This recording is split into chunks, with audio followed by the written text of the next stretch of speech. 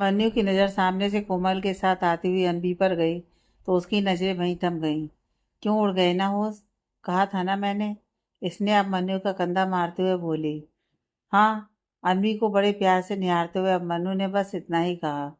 मैं तो कहती हूँ कि आज अनबी को प्रपोज कर ही दीजिए। स्नेहा धीरे से अब मन्नू से बोली तो अब मन्नू उसकी तरफ हैरानी से देखने लगा। हाय। अनबी अब मन्नू के पास आते हुए बोली तो अब मन्नू अनबी की तरफ देखने लगा। हाय। अब मन्नू बोला। कैसी लग रही है अनबी? स्नेहा ने अब मन्नू से पूछा तो अनबी स्नेहा को घूरने लगी। बहुत अच्छी। अब मन्नू बोला। बस ऐसे नहीं, यह भी कोई तारीफ है?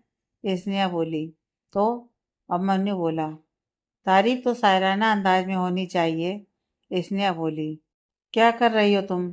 सामने खड़ी स्नेहा का हाथ पकड़कर अनबी ने उसे अपनी ओर खींच लिया और धीरे से उसके कान में दांत पीसते हुए बोली। तू बस अपनी तारीफ सुन। स्नेहा बोली तो अनबी ने उसे घूर कर देखा। इट्स ओके मिस्टर राजपूत, आपको ये सब करने की कोई ज़रूरत नहीं है। अनबी बोली तो अब मन्नू मुस्कुरा दिया। तेरे चेहरे की चमक के आगे सब फीका लगा। आज आसमान में चांद तो पूरा है, लेकिन तेरे आगे अधूरा सा लगा। अब मन्नू बोला तो स्नेहा ने जोरदार तालियां बजा दी। भाई अनबी अब मन्नू के मुंह से अपनी तारीफ सुनकर शर्मा गई। वाह वाह क्या बात है जी। एक्साइटमेंट में स्नेहा जीजू बोलते बोलते रुक गई। चलें? अब मन्नू अपना हाथ अनबी की तरफ बढ़ाते हुए बोला। अनबी कभी अब मन्नू के हाथ की तरफ देखने लगी तो कभी उसके चेहरे की ओर। स्नेहा ने जल्दी से अनबी का हाथ पकड़ा और उसे अब मन्नू के हाथ में रख दिया। अनबी हैरानी से स्नेहा की ओर देखने लगी। अब मन्नू ने अनबी के हाथ को अपने हाथ में बड़ी हिफाजत से थाम लिया। अब देर मत करो, जल्दी से जाओ। स्नेहा बोली तो अब मन्नू अनबी के साथ नीचे पार्किंग एरिया में आ गया। उसने अनबी के लिए गाड़ी का डोर खोला और उसे अंदर बिठा दिया। अनबी की स्टिक को उसने पीछे वाली सीट पर रख दिया और खुद ड्राइविंग सीट पर आकर बैठ गया। अब मन्नू ने गाड़ी स्टार्ट की और वहां से निकल गया। कुछ देर बाद उसने गाड़ी को एक 5 स्टार होटल के पार्किंग एरिया में पार्क किया और फिर जल्दी से गाड़ी से उतरकर अनबी की स्टिक को निकाला और फिर अनबी के डोर के पास आ गया। उसने अनबी की साइड से डोर को खोला और अपना हाथ उसकी ओर बढ़ा दिया। अनबी ने भी अपना हाथ अब मन्नू के हाथ में रख दिया। अब मन्नू ने अनबी को सहारा देकर गाड़ी से बाहर निकाल लिया। फिर उसने अनबी के एक हाथ में स्टिक को थमा दिया और उसका एक हाथ अपने हाथ में लिए आगे बढ़ गया। वैसे आपको मुझे अपने साथ यहाँ डिनर पर नहीं लेकर आना चाहिए था। अनबी बोली। क्यों? और मन्नू रुकते हुए बोला। लोग क्या सोचेंगे कि अब मन्नू राजपूत ने किसे अपना डिनर पार्टनर बना लिया जिसे ठीक से चला भी नहीं जाता।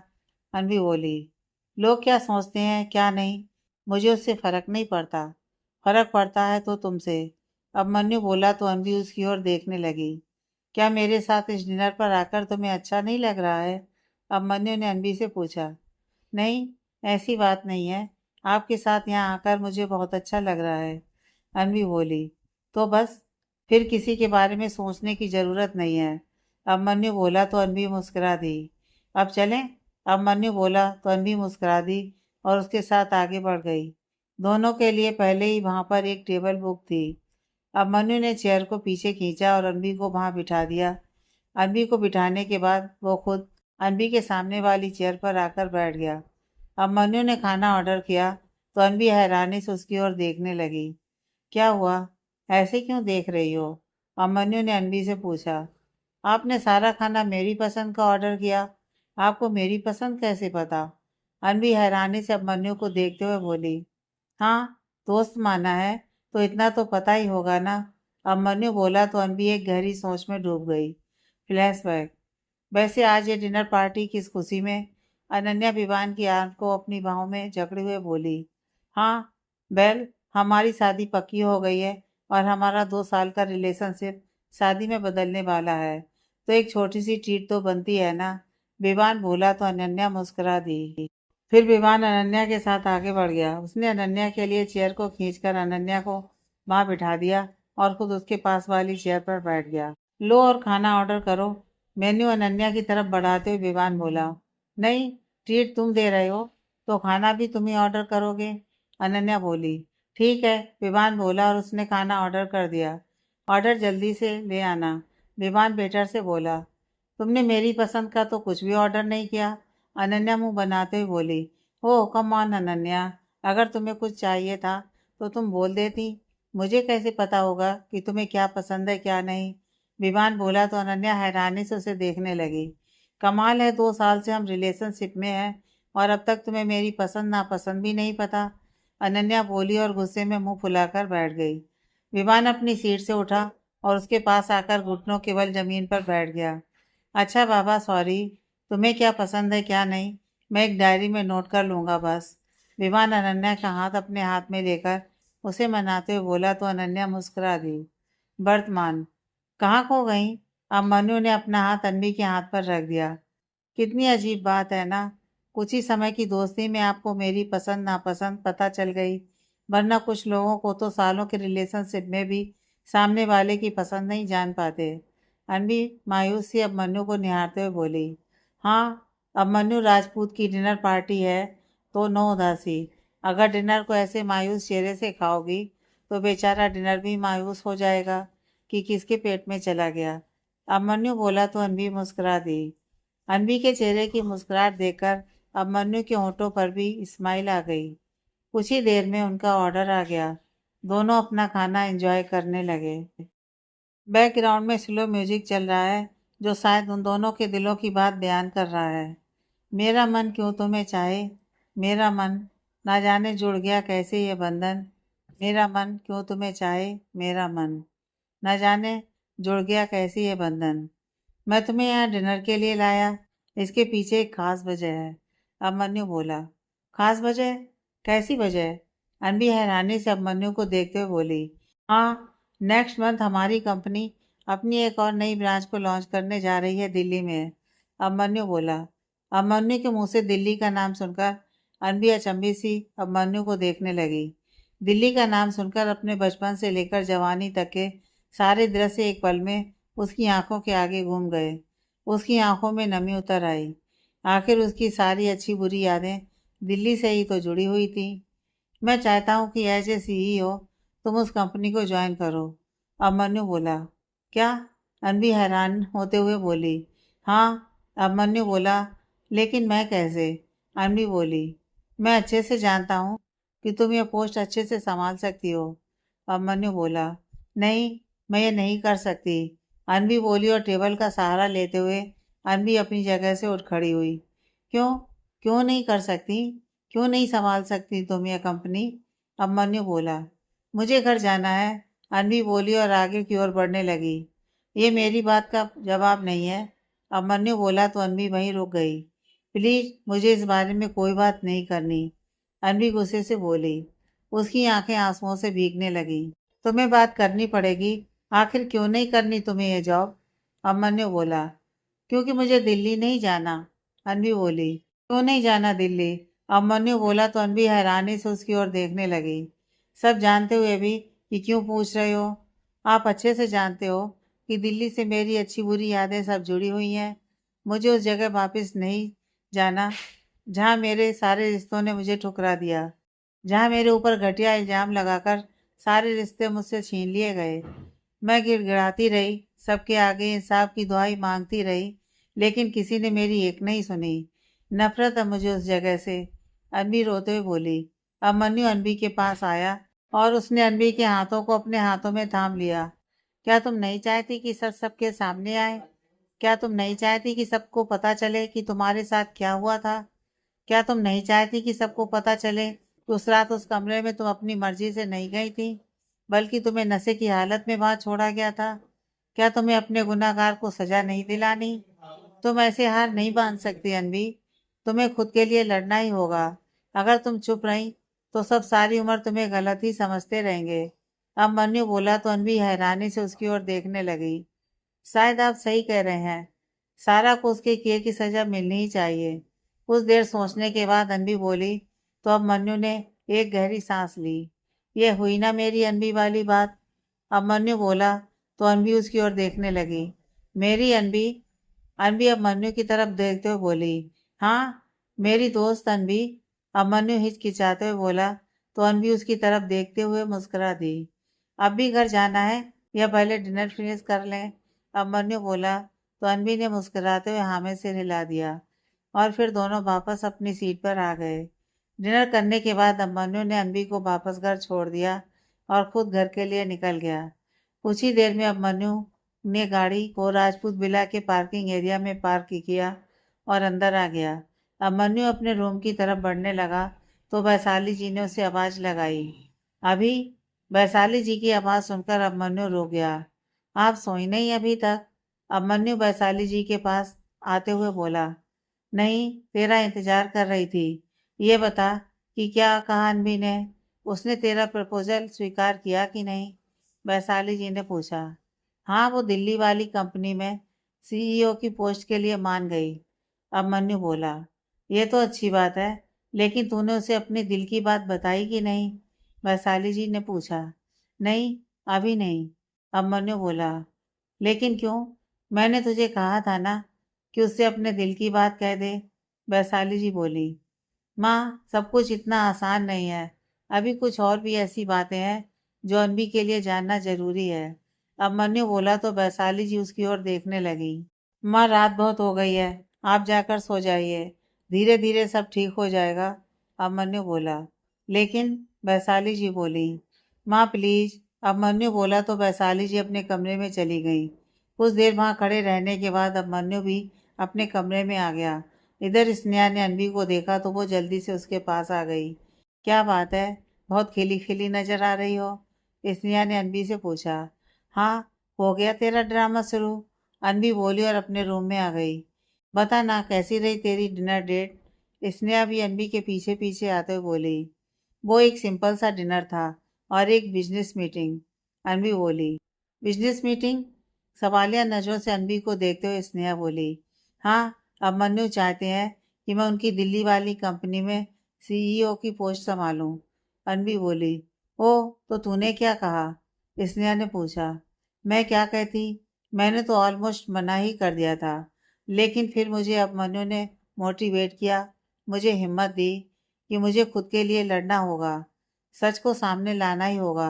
अभिमन्यु की बातें सुनकर मुझे भी लगा कि मेरे पास एक मौका है खुद को सही साबित करने का और सच को सामने लाने का। अनबी बोली। ये हुई ना अनन्या राठौर वाली बात? अब बजेगी सारा की बैंड। स्नेहा बोली। हाँ, अनबी ने इतना ही कहा। अच्छा, इस डील के अलावा और कुछ नहीं हुआ क्या? स्नेहा ने पूछा। और क्या होना था? अनबी ने पूछा। मतलब अब मनु ने तुझे प्रपोज नहीं किया? स्नेहा ने पूछा तो अनबी उसकी ओर देखने लगी। तेरा दिमाग खराब है क्या? वो भला क्यों मुझे प्रपोज करने लगा? अनबी स्नेहा को घूरते हुए बोली। क्योंकि वो तुझसे प्यार करता है। स्नेहा बोली तो अनबी हैरानी से उसकी ओर देखने लगी। क्या बोल रही है तू? अनबी स्नेहा से बोली। सही तो बोल रही हूँ। तुझे उसकी आंखों में प्यार नजर नहीं आता क्या? स्नेहा बोली तो अनबी उसकी ओर देखने लगी और अब मन्नू के बारे में सोचने लगी। ऐसा कुछ नहीं है, तुझे कोई गलतफहमी हुई होगी। अनबी बोली और स्नेहा से नजर चुराते हुए बाथरूम की ओर बढ़ गई। हाँ, तुझे कैसे समझाऊं मैं कि अब मनु तुझसे कितना प्यार करता है, और मैं ये भी अच्छे से जानती हूँ कि फीलिंग्स तो तेरे मन में भी हैं अब मन्नू के लिए। यादें फीकी पड़ सकती हैं, लेकिन प्यार नहीं। और मैं जानती हूँ कि तू एक दिन अब मन्नू के प्यार को जरूर समझेगी। स्नेहा खुद से बोली और अपने कमरे में आ गई। राजपूत विला। फ्रेश होने के बाद अभिमन्यु अपने रूम में आया तो उसकी नज़र उसी डिबिया पर गई जो उसे वैशाली जी ने अनबी को देने के लिए दी थी। अभिमन्यु ने उसे उठाया और खोला। उसमें पड़ी हुई रिंग को वो बड़े गौर से देखने लगा। फिर उसने रिंग को बाहर निकाला और अनबी के बारे में सोचने लगा। सच में बहुत खूबसूरत है ये, बिल्कुल तुम्हारी तरह। मैं तुम्हें यह रिंग जरूर पहनाऊंगा, लेकिन तब जब सारा सच तुम्हारे सामने होगा। पता नहीं तुम कैसे रिएक्ट करोगी जब तुम्हें पता चलेगा कि उस रात होटल के कमरे में तुम्हारे साथ मैं था। कहीं ना कहीं मैं भी जिम्मेदार हूँ तुमसे तुम्हारा हर रिश्ता छीनने के लिए। अभिमन्यु बोला और उसकी आंखें आंसुओं से भीग गईं। इधर अनबी भी अपने बेड पर लेटी हुई अभिमन्यु के बारे में ही सोच रही है। तभी इसने अनबी के रूम में आई और उसे हक करके लेट गई। क्या हुआ? अनबी ने स्नेहा को ऐसा करते हुए देखा तो उसने स्नेहा से पूछा। वो बादलों की गड़गड़ाहट इतनी तेज है कि मुझे अकेले में डर लग रहा था। इसलिए मैं तेरे पास आ गई। स्नेहा बोली। हाँ, अनवी ने इतना ही कहा। तू सोई नहीं अभी तक? अब मन्नू के ख्यालों में नींद नहीं आ रही क्या? स्नेहा बोली। तू फिर से शुरू हो गई। अगर ऐसी बातें करनी है तो जा यहाँ से और बादलों की गड़गड़ाहट के साथ ही रात बिता। अनवी स्नेहा को घूरते हुए बोली। हाँ, नहीं करती, लेकिन ये तो बता दे कि किस सोच में डूबी हुई थी तू? स्नेहा बोली। कभी कभी हमें लगता है कि हमने अपने लिए दुनिया का बेस्ट बंदा चुना है। हमें लगता है कि जिसे हम प्यार करते हैं उसे हमारी हर चीज़ की परवाह है, कि हमें खाने में क्या पसंद है, पहनने में क्या पसंद है, कौन सी जगह अच्छी लगती है, कौन सी नहीं, फेवरेट कलर कौन सा है। और फिर एक दिन हमें पता चलता है कि उसे तो हमारी पसंद नापसंद से कुछ लेना देना ही नहीं है। मतलब जिसे हम दुनिया का बेस्ट बंदा समझ रहे थे वो तो उस लायक है ही नहीं। प्यार तो क्या, वो तो हमारी दोस्ती के भी लायक नहीं है। और कभी कभी जिसे हम सिर्फ अपना दोस्त मानते हैं उसे हमारी हर चीज़ की परवाह होती है। हमारी पसंद नापसंद सब पता होती है। अनवी अपने ही ख्यालों में खोई हुई बोली। जब उसकी नज़र स्नेहा पर गई तो वो उसे देखने लगी। स्नेहा तो आराम से सो रही थी। स्नेहा को देखकर अनवी मुस्कुरा दी। फिर उसने स्नेहा को अच्छे से ब्लैंकेट उड़ाया और खुद भी उसके साथ लेट गई। अगली सुबह सुबह की भीनी भीनी किरणें अनवी के चेहरे पर पड़ी तो उसने तकिए से अपना चेहरा ढक लिया। तभी अभिमन्यु ने उसके चेहरे से तकिए को खींच लिया। गुड मॉर्निंग, अभिमन्यु अनवी के गाल पर किस करते हुए बोला। अनवी एकदम से हड़बड़ाकर उठकर बैठ गई और इधर उधर देखने लगी, लेकिन उसे अभिमन्यु कहीं दिखाई नहीं दिया। अनवी की नज़र सामने लगी घड़ी पर गई तो 6:30 हो रहे थे। ओह, सपना था। अभिमन्यु इतनी सुबह सुबह यहाँ क्यों आएंगे? मैं भी ना कुछ ज़्यादा ही सोचने लगी हूँ अभिमन्यु के बारे में। अनवी खुद से बोली और फिर मुस्कुरा दी। अनवी वापस से अपनी सीट पर लेट गई। कुछ देर बाद स्नेहा का अलार्म बजा तो नींद में ही उसने अपना अलार्म बंद कर दिया। फिर कुछ देर बाद उठकर वो बाथरूम की ओर बढ़ गई। स्नेहा बाथरूम से बाहर आई तो उसकी नज़र सोती हुई अनवी पर गई। खिड़की से आ रही सूरज की किरणें उसके चेहरे के भाव को बदल रही थी। अनवी को देखकर स्नेहा मुस्कुराई और उसने खिड़की पर लगे कार्टन्स को फैला दिया। थैंक यू अभिमन्यु, अनवी नींद में ही बड़बड़ाई। क्या कहा तूने अभी अभी? स्नेहा ने अनवी के मुंह से अभिमन्यु का नाम सुना तो वो हैरान सी अनवी के पास आ गई, लेकिन अनवी तो अभी भी सोई हुई थी। ओह, तो अभी ये आलम है कि नींद में ख्यालों में अभिमन्यु ही नजर आता है। स्नेहा मुस्कुराते हुए खुद से बोली और फिर रेडी होने के लिए अपने रूम की तरफ बढ़ गई। SK fashion hub. Sneha office पहुंची तो एसके फैशन हब के बोर्ड को नीचे उतारा जा रहा था और आर टेक्सटाइल ऑफ ग्रुप्स के बोर्ड को उसकी जगह लगाया जा रहा था। नाइस। स्नेहा ने बोर्ड को देखा और खुद से बोली। फिर वो ऑफिस की तरफ बढ़ गई। स्नेहा ने लिफ्ट का बटन प्रेस किया और वेट करने लगी। कुछ ही देर में लिफ्ट आकर रुकी तो स्नेहा ने अंदर एंटर किया। स्नेहा लिफ्ट का बटन प्रेस करती इससे पहले ही नमन भी वहां आ गया। सुबह सुबह किसकी शक्ल देख ली? स्नेहा खुद में बुदबुदाई। एक्सक्यूज मी, दुनिया का सबसे खूबसूरत चेहरा देखा है तुमने? नमन स्नेहा को घूरते हुए बोला। हाँ, खूबसूरती की तौहीन मत करो। स्नेहा बोली। क्यों, क्या कमी है मेरी खूबसूरती में? नमन बोला। कमी तुम्हारी शकल में नहीं बल्कि अकल में है, और जिसकी अकल अच्छी ना हो उसकी शकल भी अच्छी नहीं लगती। स्नेहा बोली तो नमन उसे घूरने लगा। तुम हद से आगे बढ़ रही हो, नमन बोला। ओ गॉड, मुझे पहले इस लिफ्ट से बाहर निकल जाना चाहिए था। स्नेहा बोली। हाँ तो निकल जाती ना, किसने रोका था तुम्हें? नमन बोला तो स्नेहा उसे घूरने लगी। स्नेहा जैसे ही लिफ्ट को रोकने के लिए आगे बढ़ी ही थी कि अचानक से लिफ्ट रुक गई और अंदर अंधेरा हो गया। अंधेरे की वजह से स्नेहा चिल्ला उठी और उसने नमन की आर्म्स को कसकर पकड़ लिया। नमन ने अपनी पॉकेट में से अपना फ़ोन निकाला और उसकी टॉर्च को ऑन किया। क्या किया तुमने? नमन बोला। अरे मैंने क्या किया? स्नेहा बोली। तो ये लिफ्ट कैसे रुक गई? तुमने ही कोई बटन प्रेस किया होगा, नमन गुस्से से बोला। मैंने कोई बटन प्रेस किया ही नहीं था। अभी तक तो मैं बटन तक पहुंची भी नहीं थी कि लिफ्ट अचानक से बंद हो गई। हाँ, नमन ने इतना ही कहा और स्नेहा को घूरने लगा। फिर उसने अपने नंबर से वॉचमैन का नंबर डायल किया। लिफ्ट कैसे रुक गई? नमन ने पूछा। सर, यहाँ पर शॉर्ट सर्किट हो गया है जिसकी वजह से पावर को ऑफ किया गया है। बस कुछ ही देर में पावर को ऑन कर दिया जाएगा, वॉचमैन बोला। कितना टाइम लगेगा? नमन ने पूछा। सर आधा घंटा, वॉचमैन बोला। आधा घंटा?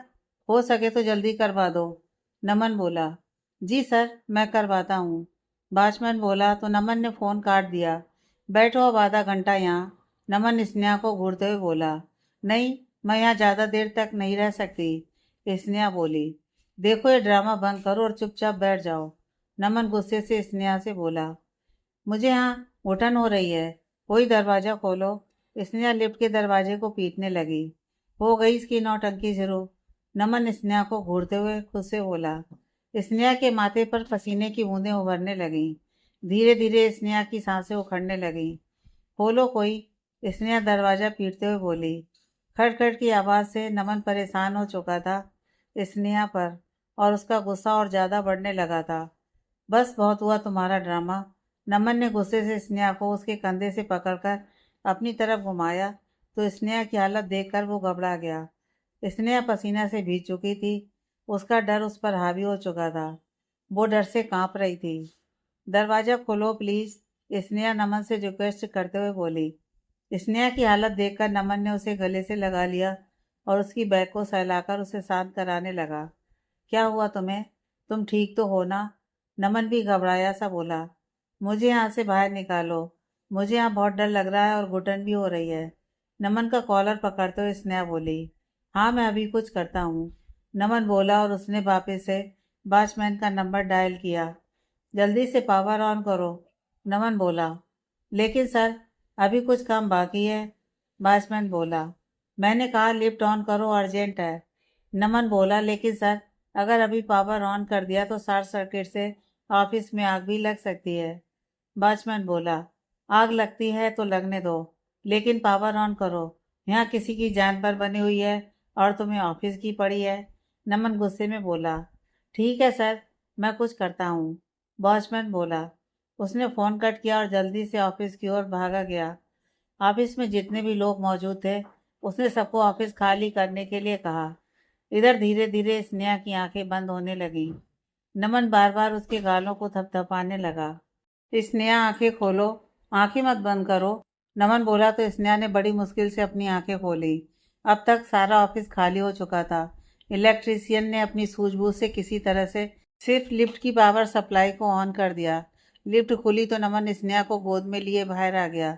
उन दोनों के बाहर आते ही पावर सप्लाई को जल्दी से ऑफ कर दिया गया, जिससे बहुत बड़ा नुकसान होने से बचा लिया गया। जल्दी से पानी लेकर आओ, नमन स्नेहा को नीचे फ्लोर पर लिटाते हुए वॉचमैन से बोला। जी सर, वॉचमैन बोला और कुछ ही देर में हाथ में पानी की बोतल लिए वापस आ गया। नमन ने पानी की बोतल में से अपने हाथ में पानी लिया और स्नेहा के मुंह पर छिड़क दिया। पानी के छींटे पड़ने से स्नेहा धीरे धीरे होश में आने लगी। तुम ठीक हो? नमन ने स्नेहा से पूछा। हाँ, स्नेहा बोली और उठकर बैठ गई। अचानक से क्या हो गया था तुम्हें? नमन ने पूछा। वो मुझे क्लास्ट्रोफोबिया की प्रॉब्लम है, तो अंधेरे और घुटन भरी जगह में मुझे घबराहट होने लगती है, स्नेहा बोली। स्ट्रेंज, प्रॉब्लम को भी प्रॉब्लम है, स्नेहा की तरफ देखते हुए नमन खुद में बुदबुदाया। स्वाति उस ओर आई तो उसकी नज़र स्नेहा और नमन पर गई। उसने स्नेहा को ऐसे फ्लोर पर बैठे हुए देखा तो जल्दी से उसके पास आ गई। स्वाति को देख नमन स्नेहा के पास से उठ खड़ा हुआ। स्नेहा, क्या हुआ तुम्हें? तुम ऐसे क्यों बैठी हो? इन्होंने कुछ किया क्या? स्वाति घुटनों के बल स्नेहा के पास बैठ गई और नमन की तरफ इशारा करते हुए धीरे से बोली। स्वाति बोली तो धीरे थी, लेकिन उसकी बात नमन के कानों तक पहुंच ही गई। उसकी बात सुनकर नमन उसे घूर कर देखने लगा। नहीं, इन्होंने तो मेरी जान बचाई है, स्नेहा नमन की तरफ देखते हुए बोली। ओ, स्वाति नमन की तरफ देखते हुए बोली। इन्हें खुली हवा में ले जाइए, नमन स्वाति से बोला। जी सर, स्वाति बोली और स्नेहा को लेकर बाहर आ गई। Avenue apartment. अनबी की आँख खुली तो सुबह के 10 बज रहे थे। अंगड़ाई लेते हुए वो उठकर बैठ गई। उसकी नज़र सामने लगे वॉल क्लॉक पर गई तो उसकी आंखें हैरानी से बड़ी हो गईं। घड़ी की सुइयां 11 बजा रही थीं। ओह माय गॉड, 11 बज गए और मैं अब तक सो रही हूँ, अनबी बोली और जल्दी से बेड से उतरने लगी तो उसके फ्रैक्चर पैर में अचानक से दर्द उठा। आ, अनबी की आह निकल गई। क्या हुआ दीदी? कोमल भागते हुए अनबी के पास आ गई। कुछ नहीं, वो जल्दी जल्दी में पैर में लग गई, अनबी बोली। अरे ध्यान से दीदी, मुझे बुला लेती। कोमल बोली। दीदी की बच्ची, मुझे जगाया क्यों नहीं? अनबी कोमल से बोली। मैं आई थी आपको जगाने, वो भी एक बार नहीं, दो तीन बार, लेकिन आप बहुत गहरी नींद में सो रही थी और मैं हर बार आपको जगाने की कोशिश करके वापस चली आई। कोमल बोली। हाँ, अनबी ने इतना ही कहा और फिर धीरे से उठकर बाथरूम की ओर बढ़ गई। फ्रेश होने के बाद अनबी बाथरूम से बाहर आई तो कोमल ने उसे नाश्ते के लिए आवाज़ लगा दी। अनबी धीरे धीरे स्टिक के सहारे चलते हुए डाइनिंग टेबल पर आ गई। दीदी जल्दी से नाश्ता कर लीजिए, फिर आपको दवाई भी लेनी है। कोमल बोली। हाँ ठीक है, तू इतनी हड़बड़ाई हुई क्यों है? अनबी कोमल से बोली। दीदी 11:30 बज रहे हैं और अभी तक आपने दवाई भी नहीं ली। अगर अब मन्नू सर को पता चल गया ना कि अभी तक दवाई तो दूर आपने नाश्ता भी नहीं किया, तो मेरी तो जान ही निकाल लेंगे वो। कोमल बोली तो अनबी हंस दी। अरे डर से मेरी जान निकली जा रही है और आप हैं कि हंस रही हैं? अनबी को हंसते देख कोमल मुंह बनाते हुए बोली। तुम्हें क्या अब मन्नू इतने डेंजरस लगते हैं? अनबी ने कोमल से पूछा। नहीं, वैसे तो वो बहुत अच्छे हैं, लेकिन जब उन्हें गुस्सा आता है ना तो किसी राक्षस से कम नहीं लगते वो। आपकी देखभाल के लिए अपॉइंट किया है उन्होंने मुझे, और अगर उन्हें पता चला ना कि मैंने अभी तक आपको नाश्ता नहीं दिया तो मुझ पर गुस्सा ही करेंगे वो। कोमल बोली। कोमल की बात सुनकर अनबी मुस्कुरा दी। वैसे तो वो बिल्कुल डैशिंग हीरो की तरह लगते हैं, बड़ी बड़ी आंखें, काले बाल और पर्सनालिटी भी इतनी कि कोई एक बार देखे तो देखता रह जाए। लड़कियों की लाइन लगती है उनके पीछे। कोमल आगे बोली। हाँ। अनबी बस चुपचाप कोमल की बातें सुनने लगी। आपको कैसे लगते हैं अब मन्नू सर? कोमल ने अनबी से पूछा। ठीक है, अच्छे दिखते हैं। अनबी बोली। और दिल के कैसे लगते हैं? कोमल बोली। दिल के भी बहुत अच्छे हैं तुम्हारे अभिमन्यु सर। अनबी बोली। तो फिर तो आपकी और अभिमन्यु सर की जोड़ी एकदम फिट बैठेगी। कोमल बोली तो अनबी हैरानी से उसकी ओर देखने लगी।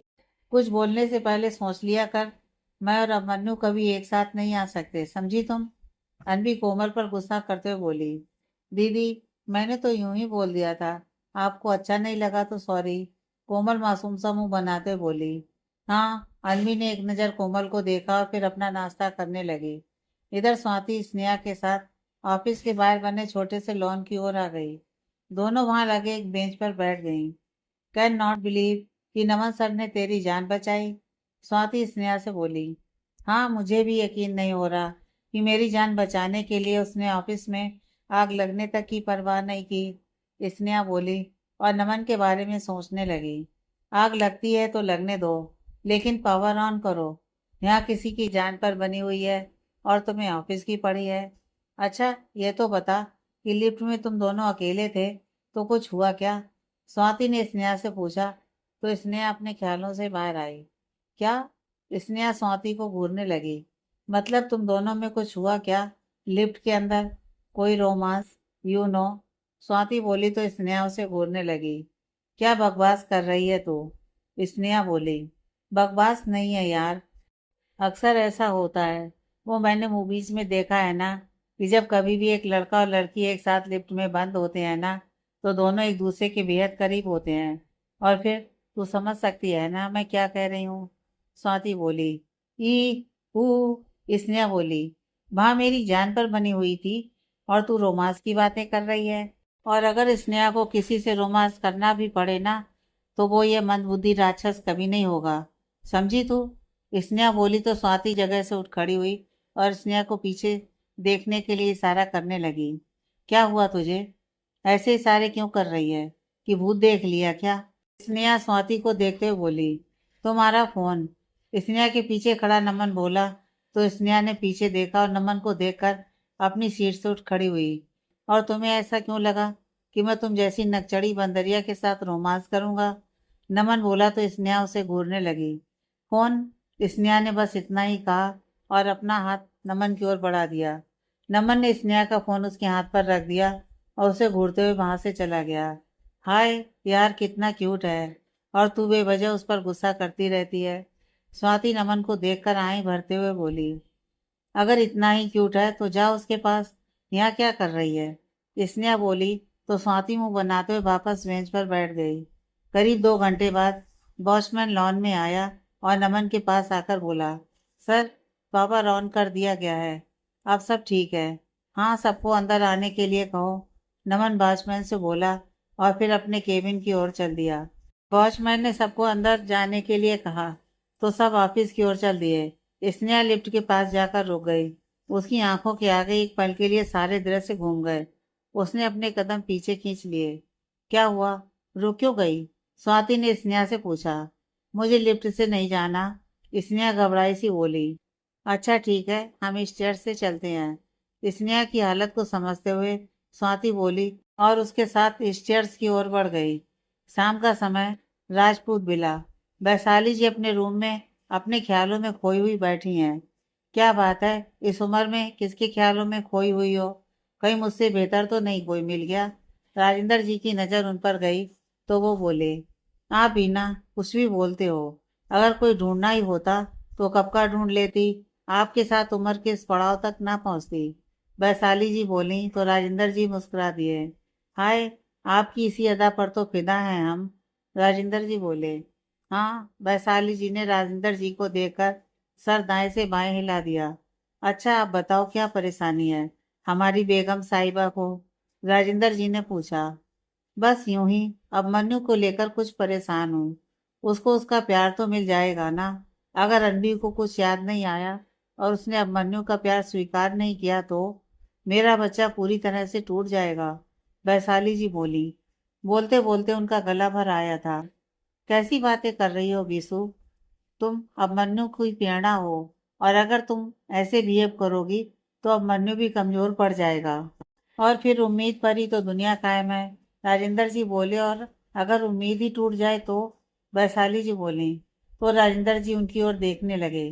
तुम देखना, एक न एक दिन सब ठीक हो जाएगा। राजेंद्र जी बोले तो वैशाली जी ने उनके सीने पर सर रख लिया। राजेंद्र जी ने भी उन्हें अपनी बाहों में भर लिया। Avenue apartments. अनवी अपने रूम में बैठी हुई अब मन्नू के बारे में ही सोच रही है। अब मन्नू के बारे में सोचते सोचते वो मनी मन मुस्कुरा दी। मैं क्यों अब मन्नू के बारे में इतना सोच रही हूँ? क्यों उसकी ओर खींची चली जा रही हूँ? क्या मुझे अब मन्नू से सच में प्यार हो गया है? नहीं, ऐसा नहीं हो सकता। अब मन्नू की जिंदगी में तुझ जैसी लड़की की कोई जगह नहीं है। अगर वो तेरी हेल्प कर रहा है और तेरा ध्यान रख रहा है तो बस दोस्ती की खातिर। उसकी अच्छाई को प्यार समझने की गलती मत कर अनवी। एक बार प्यार में दिल टूट चुका है तेरा, अब दोबारा इस चक्कर में मत पड़। अनवी खुद को मिरर में देखते हुए बोली। अपने ही ख्यालों की कसमकस में उलझी हुई अनवी बालकनी में आ गई। धीरे धीरे करके दिन बीतने लगे। अब मन्नू और अनवी में नजदीकियां बढ़ने लगी थीं। अनवी नहीं चाहती थी कि वो अब मन्नू के करीब आए, लेकिन दिल पर किसका जोर चलता है, वो माने या ना माने, लेकिन अब मन्नू ने उसके दिल में कहीं ना कहीं जगह बना ही ली थी। अनवी अपनी करीबी को बस दोस्ती तक ही बरकरार रखना चाहती थी। उधर जब से नमन ने स्नेहा की लिफ्ट में हेल्प करी थी, स्नेहा के मन में भी नमन के लिए एक सॉफ्ट कॉर्नर बन गया था। रात का समय। अपना काम पूरा करने के बाद अब मन्नू स्टडी रूम से अपने रूम में आ गया और फ्रेश होने के लिए बाथरूम की ओर बढ़ गया। कुछ देर बाद वो बाथरूम से बाहर आया और बेड पर लेटने लगा तो उसे कुछ याद आया। वो उठकर अपनी अलमीरा के पास आ गया। उसने अलमीरा के ड्रॉर को खोला और उसमें से वही डिबिया को बाहर निकाल लिया। अब मन्नू ने उसे खोला और रिंग को अपनी उंगली में पकड़ लिया। कल डॉक्टर से अपॉइंटमेंट है। कल तुम्हारा प्लास्टर भी खुल जाएगा और कल मैं तुम्हें अपने दिल की बात भी बता दूंगा, और साथ ही ये भी कि मैं भी तुम्हारा गुनहगार हूँ। तुमसे तुम्हारे रिश्ते छीनने में मैं भी जाने अनजाने में उस खेल में शामिल हो गया। फिर चाहे तुम्हारा जो भी फैसला हो, मुझे मंजूर होगा। अब मन्नू बोला। उस रिंग को अब मन्नू ने अपने होठों के करीब किया और उसे चूम लिया। फिर उसने उस रिंग को वापस उसी बॉक्स में रखा और बॉक्स को बंद करके अलमीरा में रख दिया। अम्बी के बारे में सोचते हुए अब मन्नू अपने बिस्तर पर आकर लेट गया। उसने अपने फोन पर सॉन्ग प्ले किया। सुना सुना लम्हा लम्हा, मेरी रातें तना तना, आकर मुझे तुम थाम लो, मंजिल तेरी देखे रास्ता। सॉन्ग सुनकर वो अनवी की यादों में कहीं खो गया। अनवी के बारे में सोचते सोचते अब मन्नू के चेहरे पर एक प्यारी सी स्माइल आ गई।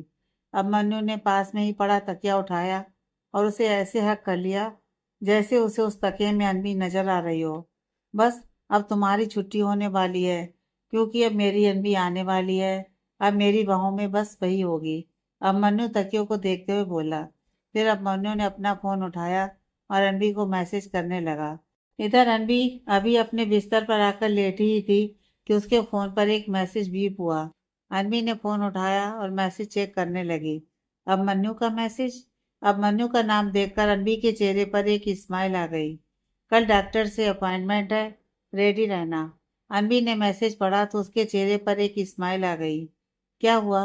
किसका मैसेज है जो तू फोन देखकर ऐसे मुस्कुरा रही है? इसने अनबी को यूं मुस्कुराते हुए देखा तो उससे पूछा। अभिमन्यु का। अनबी बोली। ओह, कहीं उसने लव यू वाला मैसेज तो नहीं भेज दिया? स्नेहा बोली तो अनबी उसकी तरफ हैरानी से देखने लगी। स्नेहा, तू भी ना कुछ भी बोलती है। अभिमन्यु ने मुझे ये याद दिलाने के लिए मैसेज किया है कि कल डॉक्टर से अपॉइंटमेंट है।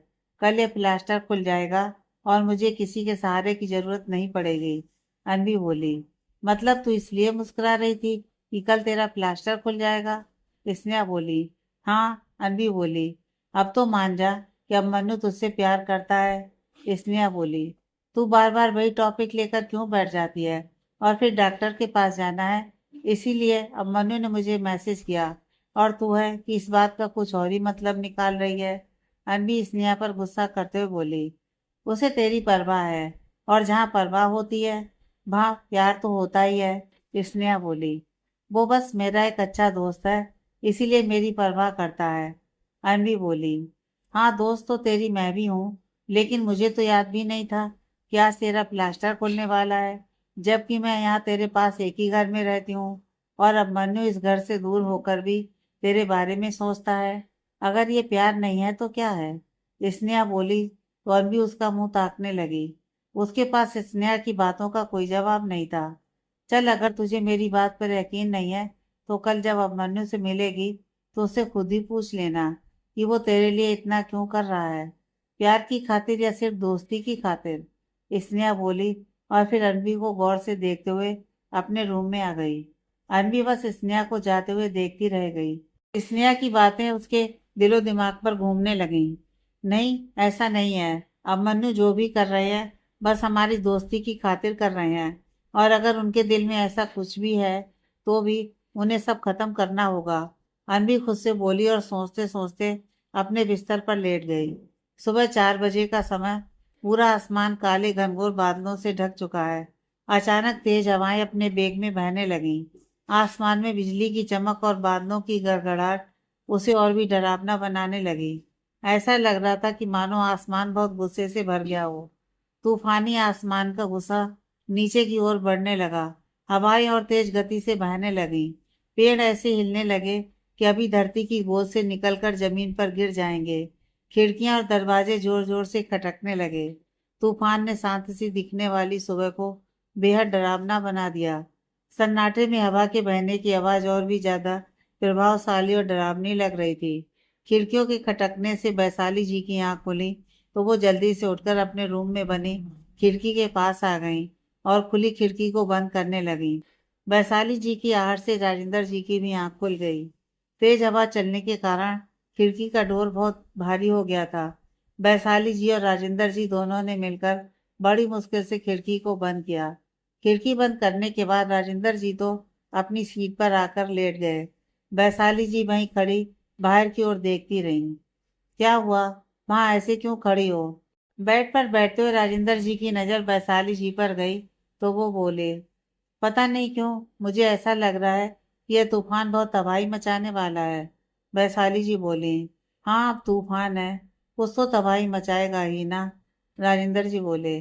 हे भगवान, बस मेरे अभिमन्यु की जिंदगी में आने वाले हर तूफान को शांत कर देना। यह तूफान मेरे अभिमन्यु की जिंदगी में कोई तबाही ना मचाए। वैशाली जी बोली तो राजेंद्र जी जोर जोर से हंसने लगे, और वैशाली जी हैरानी से उन्हें देखने लगी। ऐसे हंस क्यों रहे हो आप? वैशाली राजेंद्र जी से बोली। तुम लेडीज भी ना। अरे, ये आंधी तूफान तो कुदरत का नियम है, भला इस तूफान का अभिमन्यु की जिंदगी से क्या लेना देना? राजेंद्र जी हंसते हुए बोले। हाँ, आपसे तो कुछ कहना ही बेकार है। वैशाली जी मुंह बनाते हुए बोली। परेशानी और चिंता के भाव उनके चेहरे पर साफ साफ दिखाई दे रहे थे। वैशाली जी के चेहरे के भाव को पढ़ते हुए राजेंद्र जी चुप कर गए। और फिर उन्होंने वैशाली जी का हाथ थाम लिया। सब ठीक होगा, तुम बेफिजूल की चिंता मत करो। कहते हैं कि जोड़ियां ऊपर से बनकर आती हैं। तुम देखना सब ठीक होगा। अनबी और अभिमन्यु तो दोनों बने ही एक दूसरे के लिए हैं, इसलिए दूर होकर भी दोनों एक दूसरे के बेहद करीब हैं। उन दोनों का साथ कभी नहीं छूटेगा। राजेंद्र जी बोले तो वैशाली जी उनकी ओर देखने लगी। व्यर्थ की चिंता छोड़ो और अब सो जाओ, सुबह होने में अभी काफी समय बाकी है। राजेंद्र जी आगे बोले और फिर उन्होंने बड़े प्यार से वैशाली जी का चेहरा अपनी हथेली में भर लिया। वैशाली जी ने भी उनके सीने में अपना सिर छुपा लिया।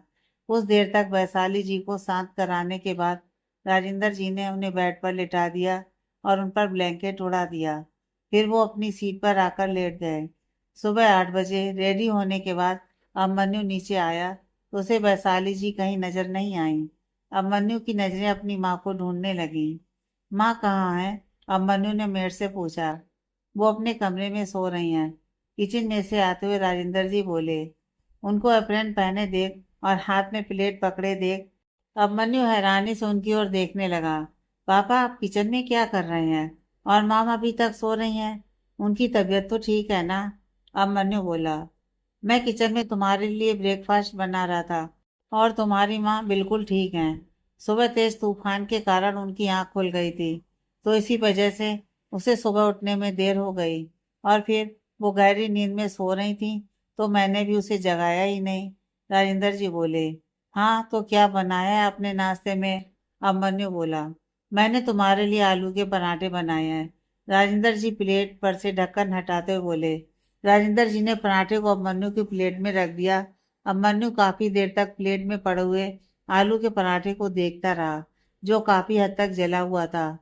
क्या हुआ, खा क्यों नहीं रहे हो? राजेंद्र जी बोले। वो पापा, मैं सोच रहा हूँ कि आज मैं नाश्ता ऑफिस में ही कर लेता हूँ। अभिमन्यु बोला। फिर उसने जल्दी से अपना लैपटॉप वाला बैग उठाया और एंट्रेंस की तरफ बढ़ गया।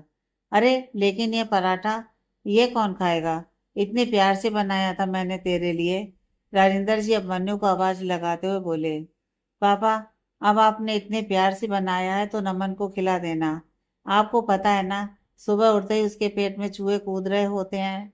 राजेंद्र जी की आवाज सुनकर अभिमन्यु जाते जाते रुका और पीछे मुड़ते हुए बोला। हाँ, राजेंद्र जी ने अभिमन्यु को जाते हुए देखकर मुंह बना लिया। अभिमन्यु के जाने के बाद राजेंद्र जी वापस किचन में आ गए। मैंने कहा था ना कि आज का नाश्ता मैं बनाऊंगा, सब पीछे हट जाओ। राजेंद्र जी ने मेड को नाश्ता बनाते हुए देखा तो वो एक रौबदार आवाज में बोले। लेकिन साहब, मेड बोली। एक बार जो मैंने बोल दिया सो बोल दिया। राजेंद्र जी बोले और फिर से एक नया पराठा जलाने में, बनाने में लग गए। कुछ देर बाद नमन डाइनिंग टेबल पर आया तो वहां पर नाश्ता पहले से ही रखा हुआ था और राजेंद्र जी मुखिया की कुर्सी पर बड़ी शान से बैठे हुए थे। नमन ने राजेंद्र जी को गुड मॉर्निंग विश किया और चेयर को पीछे खींचकर उस पर बैठ गया। नमन ने डाइनिंग टेबल पर रखी हुई अपनी प्लेट को सीधा किया और सामने रखी प्लेट पर से ढक्कन को उठाया तो आंखें फाड़े प्लेट में रखे पराठों को देखने लगा। ये आज का नाश्ता किसने बनाया है? पराठे को देखकर नमन बोला। मैंने बनाया है, सामने बैठे राजेंद्र जी बोले। तो नमन आंखें बड़ी करके उन्हें देखने लगा। नमन ने पराठे को अपने दोनों हाथ से उठाया और बड़े गौर से उलट पुलट कर देखने लगा। क्या हुआ, अच्छा नहीं बना क्या? राजेंद्र जी ने पूछा। नहीं, बहुत अच्छा बना है, एकदम इंडिया के मैप जैसा। बस ऐसा लग रहा है कि इंडिया की सारी स्टेट्स आग में झुलस गई हैं। नमन पराठे हाथ में पकड़े पराठे को देखकर बोला। क्या? राजेंद्र जी बोले। कुछ नहीं, आपके बनाए पराठे की तारीफ कर रहा था। नमन बोला। अब तारीफ ही करता रहेगा कि खाएगा भी? राजेंद्र जी बोले तो नमन आंखें बड़ी करके उन्हें देखने लगा। ये पक्का खाने के लिए ही है ना? नमन पराठे को अजीब तरह से देखते हुए बोला। अपने भाई की तरह ड्रामे मत कर, चुपचाप खा ले। वो तो चला गया ऑफिस का बहाना बनाकर, अब तेरा कोई ड्रामा नहीं चलेगा। एक तो तुम्हारे बाप ने सुबह से इतनी मेहनत करके बनाया है और तुम दोनों भाइयों के नखरे ही मान नहीं है। राजेंद्र जी बोले। किसने कहा था आपको इतनी मेहनत करने को? नमन बुदबुदाया। क्या कहा तूने? राजेंद्र जी बोले। वो मुझे अभी अभी याद आया कि आज एक इम्पोर्टेंट मीटिंग है मेरी, ब्रेकफास्ट मीटिंग। अब ब्रेकफास्ट मीटिंग है तो नाश्ता भी वहीं होगा। नमन ने जल्दी से पराठे को प्लेट में रखा और वहां से 9 2 11 हो गया। अजीब बात है, सीमा तू देख, मेरे पराठे में कोई कमी है क्या? राजेंद्र जी पास खड़ी मेड से बोले तो उसने भी अजीब सा मुंह बनाकर नामे सिर हिला दिया। तो ठीक है, अब मैं तुम सबके लिए गरम गरम पराठे बनाता हूँ। राजेंद्र जी मेड से बोले। अरे नहीं सर, इसकी क्या ज़रूरत है, आप आराम से बैठिए, मैं आपके लिए नाश्ता बनाकर लाती हूँ। मेड बोली। नहीं बिल्कुल नहीं, मैंने कहा ना, आज का नाश्ता मैं ही बनाऊंगा। और फिर तुमने भी अभी अभी कहा कि पराठे अच्छे बने हैं। राजेंद्र जी मेड से बोले तो मेड आंखें बड़ी करके उन्हें देखने लगी। राजेंद्र जी मुस्कुराते हुए किचन की ओर चले गए। ये क्या कर दिया सीमा तूने, अब तो साहब ये जले हुए पराठे खिलाकर ही मानेंगे। मेड खुद से बोली। तभी उसको सामने से आती हुई वैशाली जी नजर आई। वैशाली जी को देखकर मेड ने चैन की सांस ली और जल्दी से उनकी तरफ भाग गई। अच्छा हुआ मैडम आप आ गई। मैं जल्दी से भागते हुए वैशाली जी के पास आ गई। क्या हुआ, इतनी घबराई हुई क्यों हो? वैशाली जी ने मेड को ऐसे देखकर बोली। वो बड़े साहब, मेड ढांपते हुए बोली। क्या बड़े साहब? वैशाली जी ने पूछा। वो नाश्ता बना रहे हैं, आलू के पराठे। सारी किचन फैला दी है और अब सबको जले हुए पराठे खिला रहे हैं। मेड बोली तो वैशाली जी हैरान होकर उसके साथ किचन की तरफ बढ़ गईं। वैशाली जी ने बिखरी हुई किचन देखी तो उनके तो होश ही उड़ गए। अरे, उठ गई तुम? राजेंद्र जी ने वैशाली जी को देखा तो बोले। आप ये सब क्या कर रहे हैं? वैशाली जी ने राजेंद्र जी से पूछा। सबके लिए नाश्ता बना रहा हूँ, राजेंद्र जी खुश होते हुए बोले। ऐसे? वैशाली जी प्लेट में पकड़े हुए पराठे को उठाकर देखती हुई बोली। हाँ, देखो कितना अच्छा पराठा बनाया है मैंने। तुम एक बाइट खाकर तो बताओ ना कि कैसा बना है। राजेंद्र जी ने जल्दी से पराठे की एक बाइट तोड़ी और वैशाली जी की तरफ बढ़ा दी। ऐसे तैसे वैशाली जी ने एक बाइट खा ली, या यूं कहें कि निगल ली। अच्छा बना है ना? तुम्हारे दोनों कपूत मेरे हाथ का बना स्वादिष्ट खाना छोड़कर भाग गए। हाँ, थोड़ा सा जल गया था, लेकिन टेस्ट तो अच्छा ही है ना? राजेंद्र जी बोले। वैशाली जी ने एक बाइट तोड़ी और जल्दी से राजेंद्र जी के मुंह में भर दी। ही हु राजेंद्र जी ने जल्दी से उस बाइट को बिन में उगल दिया। ये तो बहुत खराब बना है, राजेंद्र जी बोले। अब पता चला आपके सपूत ये खाना देखते ही क्यों भाग गए। वैशाली जी बोली और हंसने लगी और राजेंद्र जी बच्चों जैसा मुंह बनाए उन्हें देखने लगे। अब जाइए और बैठिए, सीमा हमारे लिए खाना बना देगी। वैशाली जी बोली तो राजेंद्र जी मुंह लटकाए बाहर आ गए। सच में मैं बहुत बुरा कुक हूँ। वैशाली जी राजेंद्र जी के लिए नाश्ता लेकर आई तो राजेंद्र जी वैशाली जी से बोले। हाँ वो तो है, अब दोबारा कभी नाश्ता मत बनाना प्लीज। वैशाली जी हंसते हुए बोली तो राजेंद्र जी ने बच्चों जैसा मुंह बना लिया। वैशाली जी ने भी पराठे की एक बाइट तोड़ी और राजेंद्र जी की तरफ बढ़ा दी। राजेंद्र जी ने भी मुस्कुराते हुए वैशाली जी के हाथ से निवाला अपने मुंह में ले लिया। अरे, तुम ये जला हुआ पराठा क्यों खा रही हो? राजेंद्र जी की नजर वैशाली जी की प्लेट पर गई तो उनकी प्लेट में उनका बनाया जला हुआ पराठा देखकर राजेंद्र जी बोले।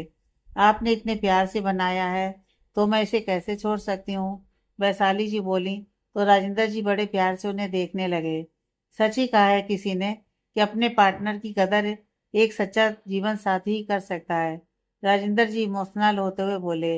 हाँ, ज्यादा इमोशनल होने की जरूरत नहीं है, खाना खाइए। वैशाली जी बोली और उन्होंने फिर से एक बाइट तोड़ी और राजेंद्र जी की ओर बढ़ा दी। वाह, तुम्हारे हाथ से खाने का मजा ही कुछ और है, राजेंद्र जी बोले तो वैशाली जी मुस्कुरा दी। इधर अब मनु ने अपनी गाड़ी को एवेन्यू अपार्टमेंट की पार्किंग एरिया में पार्क किया और ऊपर आ गया। अब मनु ने डोरबेल बजाई तो कोमल ने दरवाजा खोल दिया। सर आइए ना, कोमल बोली तो अब मन्नू अंदर आ गया। अब मन्नू, आप इतनी जल्दी? हमारी डॉक्टर से अपॉइंटमेंट में तो अभी 2 घंटे बाकी हैं। अनवी ने अब मन्नू को देखा तो हैरान होते हुए बोली। हाँ जानता हूँ, वो मैंने सोचा कि क्यों ना आज ब्रेकफास्ट साथ में किया जाए। अब मन्नू बोला। हाँ क्यों नहीं, अपने रूम से आती हुई स्नेहा बोली तो अब मन्नू मुस्कुरा दिया। तभी अब मन्नू का फोन बज उठा। अब मन्नू ने देखा तो नमन का कॉल था। भाई कहाँ हो आप? अब मन्नू के फोन उठाते ही नमन बोला। अनवी के घर पर। अब मन्नू बोला। आपने नाश्ता कर लिया? नमन ने पूछा। तू ये क्यों पूछ रहा है? अब मन्नू बोला। आपको तो पता ही है ना, आज घर पर पापा ने ब्रेकफास्ट बनाया था तो मैंने सोचा आज दोनों एक साथ कहीं बाहर ब्रेकफास्ट करते हैं। नमन बोला। हाँ, इसीलिए तो नाश्ता करने यहाँ आ गया। अब मन्नू बोला। हाँ, आपके पास तो ऑप्शन है, लेकिन मेरे पास नहीं है ना। नमन बोला। हाँ, अभिमन्यु ने इतना ही कहा और फोन काट दिया। आपके भाई का फोन था? पास ही बैठी अनवी ने अभिमन्यु से पूछा। हाँ, अभिमन्यु बोला। क्या कह रहे थे वो? अनवी ने पूछा। एक्चुअली वो चाहता था कि आज हम दोनों एक साथ नाश्ता करें। अभिमन्यु बोला तो अनवी उसकी ओर देखने लगी। वो क्या है ना, आज घर पर पापा ने पहली बार नाश्ता बनाया था। जल गया था पूरी तरह से, तो हम दोनों बिना नाश्ता किए ही घर से निकल आए। अब मन्नू ने अनवी को सब बता दिया। मन्नू की बात सुनकर अनवी और स्नेहा भी मुस्कुरा दी। तो आप उन्हें भी यहाँ बुला लीजिए। अनवी बोली तो स्नेहा आंखें फाड़े अनवी को देखने लगी। ये तू क्या कह रही है? स्नेहा अनवी से बोली। नाश्ता तो बन ही रहा है, आपके भाई भी यहीं आपके साथ बैठकर नाश्ता कर लेंगे और इसी बहाने मैं भी उनसे मिल लूंगी। अनवी बोली। क्या कह रही है ये लड़की? क्यों उसे यहाँ बुला रही है? उससे मिलकर क्या करेगी ये? यहाँ जीजू के सामने मैं इसे रोक भी नहीं सकती। अनवी को घूरते हुए स्नेहा अपने मन में बोली। अरे आप देख क्या रहे हैं, फोन कीजिए उन्हें। अनवी अभिमन्यु से बोली। अभी अभिमन्यु ने नमन को फोन लगाया ही था कि अनवी ने अभिमन्यु के हाथ से फोन ले लिया। हाय, मैं अनवी बात कर रही हूँ, अभिमन्यु की फ्रेंड। नमन के फोन उठाते ही अनवी बोली। जी कहिए। हैरान सा नमन बोला। वो मैं सोच रही थी कि आप भी हमें नाश्ते के लिए ज्वाइन कर लें। आपकी इच्छा थी ना आपके भाई के साथ बैठकर नाश्ता करने की, तो आप यहाँ आ जाइए। Avenue apartments, flat number 8। अनवी नमन को अपना एड्रेस देते हुए बोली। लेकिन नमन ने कोई जवाब नहीं दिया और फोन कट कर दिया। हेलो, आप सुन रहे हैं ना? अनवी को दूसरी तरफ से आवाज नहीं आई तो वो बोली। इट्स ओके अनवी, अगर उसे आना होगा तो आ जाएगा। तुम बैठकर नाश्ता करो। अब मन्नू बोला तो अनवी स्नेहा के पास वाली चेयर को पीछे खींचती हुई बैठ गई। और करो उसे फोन, वो ऐसा है ही नहीं। दूसरों की फीलिंग्स की तो उसे कोई परवाह ही नहीं है। वो नहीं आने वाला। बेवजह उस पर तरस खा रही थी। इसने अनवी के कान के पास आकर बोली। कोमल सबको गर्मा गर्म नाश्ता सर्व करने लगी। तभी डोरबेल बजी। मैं देखती हूँ, स्नेहा बोली और उठकर डोर की तरफ बढ़ गई। स्नेहा ने डोर खोला तो उसकी आंखें हैरानी से बड़ी हो गईं। सामने नमन खड़ा था। वो एकटक उसे देखने लगी। तुम? स्नेहा नमन को देखते हुए बोली। स्नेहा कौन है? अनवी ने स्नेहा को आवाज लगाई। हाँ मैं। आप पीछे हटो। नमन ने स्नेहा के कंधे पर हाथ रखकर उसे पीछे किया और अंदर आ गया। यह तो सच में आ गया, स्नेहा खुद से बड़बड़ाई। नमन। अब मन्नू ने नमन को देखा तो अपनी चेयर से उठ खड़ा हुआ। हाय। नमन ने अनवी को देखा तो उससे बोला। अनवी, ये नमन है, मेरा छोटा भाई। अभिमन्यु बोला। हाँ, मैंने आपको कहीं देखा है। अनवी ने नमन को देखा तो सोचते हुए बोली। शायद कहीं मिले होंगे। फिलहाल तो मुझे भूख लग रही है। नमन बोला। आप बैठिए ना। अनवी नमन से बोली तो नमन अभिमन्यु के पास वाली चेयर पर आकर बैठ गया। तू क्यों वहां खड़ी है? आजा नाश्ता कर ले। अनवी ने स्नेहा को डोर के पास ही खड़े देखा तो बोली। हाँ, स्नेहा बोली और आकर अनवी के पास वाली चेयर पर बैठ गई। पहले तो इस मंदबुद्धि बंदर की शक्ल ऑफिस में ही देखने को मिलती थी और आज घर पर भी इसकी शक्ल देखनी पड़ रही है। नाश्ते का सारा मजा ही किरकिरा हो गया। क्या जरूरत थी अनवी को इसे यहाँ इनवाइट करने की? इसने अपने सामने बैठे नमन को घूरते हुए अपने मन में बोली। लगता है आपको मेरा यहाँ आना अच्छा नहीं लगा मिस स्नेहा। नमन स्नेहा के चेहरे के भाव को पढ़ते हुए बोला। हाँ, स्नेहा बोली तो सब उसकी ओर हैरानी से देखने लगे।